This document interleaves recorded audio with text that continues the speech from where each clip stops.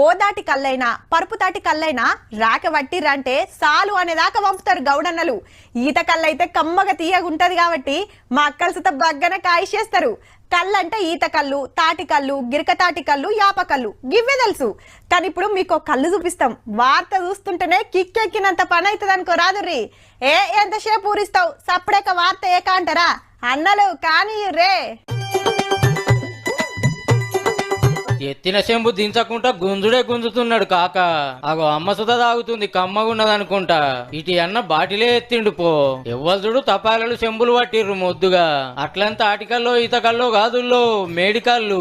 నాగర్ కర్నూలు జిల్లా చిన్న కొత్తపల్లిలో 4 రోజుల కాంచెల్లి గీ మేడి చెట్టుకు కళ్ళు వారుతుందట. చెట్టు కొమ్మలు నరికితే బొట్లు బొట్లు రాలుతుండే వరకు గీ గౌడన్నో లొట్టి తెచ్చి పెట్టిండు. హీగేముంది చూస్తుండగానే నిండుతుంది. దినం పొద్దుగాల 10 లీటర్లు, మాపటిల్లి 10 లీటర్లు. తాటికల్లు ఏడంటే ఆడ దొరుకుతుంది. మేడికల్లు అట్లా కాదాయే. మళ్ళా పెయ్యికి మంచిదని ఎవరు చెప్పిర్రో గాని మాకనే ఎగబడుతుర్రు పబ్లిక్.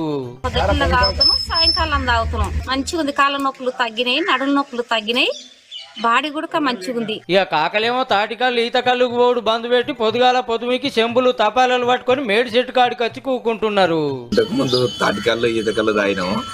తర్వాత ఇప్పుడు మేడి చెట్టు ఈ యొక్క 1 రోజుల నుంచి వస్తుంది. ఆ మేడి చెట్టు కళ్ళు కుడకంగా తాగుతున్నాం. మంచిగా అనిపిస్తుంది మేడి చెట్టు కళ్ళు. మేడి పండు పొట్టిప్పితే పురుగులుండే కాదు, కొమ్మలు గీస్తే కళ్ళు సుత వారుతుంది అన్నట్టు. చూసిండ్రు కదా. ఇక